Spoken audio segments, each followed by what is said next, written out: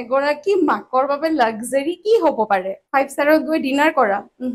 আমি যদি এক কাপ চাহ গৰমে গৰমে কোনোবা দিনা খাব পাইছো, সেইটো আমাৰ কাৰণে লাক্সাৰি। একো ডিষ্টাৰ্ব নোপোৱাকৈ যদি ৰেডি হৈ কৰবালৈ যাব পাইছো, সেইটো আমাৰ কাৰণে লাক্সাৰি।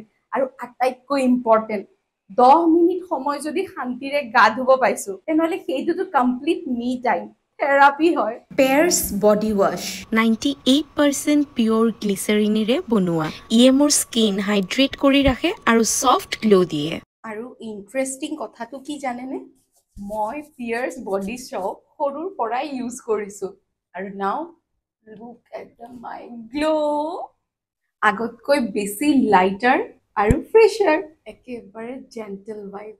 কাৰণ it is 100% soap free and paraben free. It has pH balance. গতিকে মই মোৰ নতুন ৰোল মানে বাথ থেৰাপি কেতিয়াও মিছ নকৰোঁ, কাৰণ আমাৰ স্কিনখনেও ডেইলি ড্ৰিংক ডিজাৰ্ভ কৰে।